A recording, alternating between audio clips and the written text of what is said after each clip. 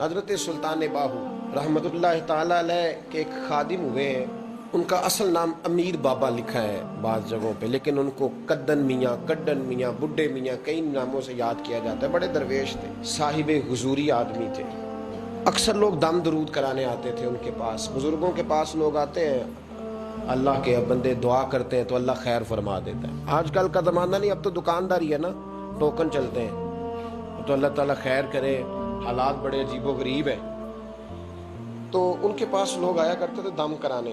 انہوں نے نا دور ایک برتن رکھا ہوا تھا، تو کوئی آدمی آتا تو تھوڑا سا اس میں نذرانہ ڈالتا، تو کہتا حضرت جی میرا یہ کام ہے، یہ کر دیں۔ وہ خلیفہ تھے حضرت سلطان باہو کے، وہ گردن جھکاتے، تھوڑی دیر کے بعد سر اٹھاتے، کہتے تیرا کام ہو جائے گا۔ صحیح مسلم کی حدیث ہے، نبی پاک نے فرمایا رب اشغاز اغبر لو اقسم علی اللہ لابرہ۔ اللہ کے کچھ بندے ایسے ہیں جو اللہ کو قسم بھی دے تو اللہ ان کی قسم پوری کر دیتا ہے۔ ان کے کپڑے مٹی سے بھرے ہوتے ہیں، پر اللہ کو کہہ دیں تو اللہ کر دیتا ہے۔ حضرت سلطان باہو کے وہ خلیفہ کہتے ہو جائے گا تو ہو جاتا۔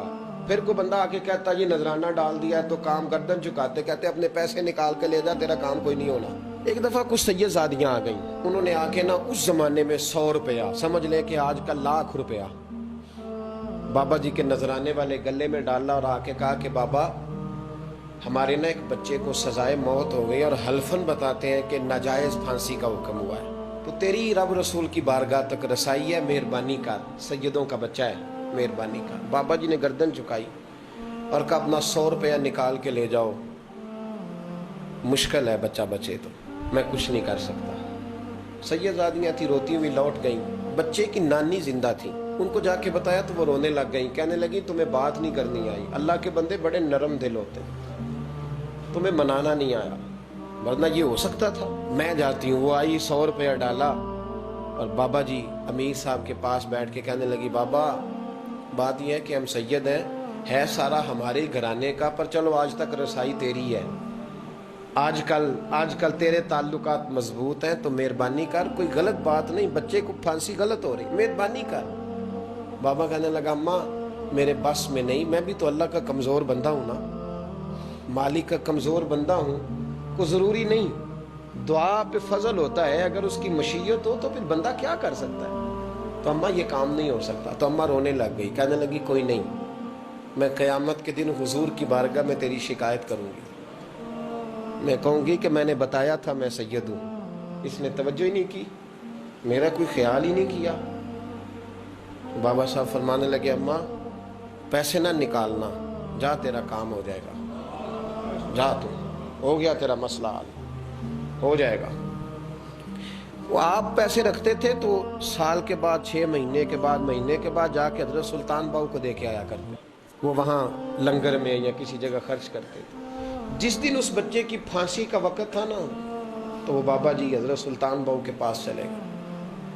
حضرت سلطان باہو کے مزار پہ جو دوست گئے ہیں یا میرے ساتھ گئے ہیں وہ جانتے ہیں کہ گڑھ موڑ سے یوں مڑتے ہیں، آگے دربار ہے، تو گڑھ موڑ پہ حضرت سلطان باہو ان کے استقبال، ان کو وہاں پتہ چل گیا کہ وہ آ رہا ہے، آئے دروازے گڑھ موڑ تک، مرید ساتھ تھے، تو حضرت سلطان باہو کہنے لگے یار تو نے اچھا نہیں کیا، اپنے خلیفے تو نے اچھا نہیں۔ کہنے لگے حضور چارہ کوئی نہیں تھا، سید زادیاں آ گئی تھیں، حضور کا خاندان تھا، میں کیا کرتا۔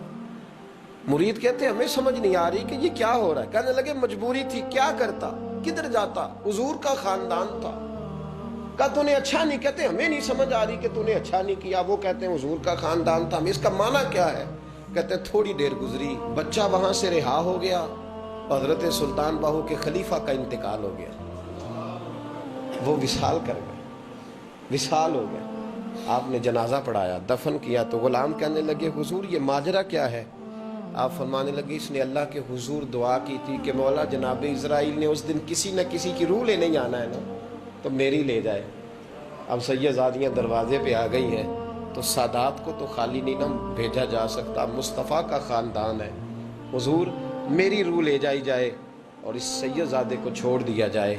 فرمائے اس نے اللہ کے حضور قربانی دے کے وَفَدَيْنَاهُ بِذِبْحٍ عَظِيمٍ، جس طرح حضرت اسماعیل کے لیے مینڈا آ گیا تھا، تو ان کی جگہ ان کی روح کو قبول کر لیا گیا۔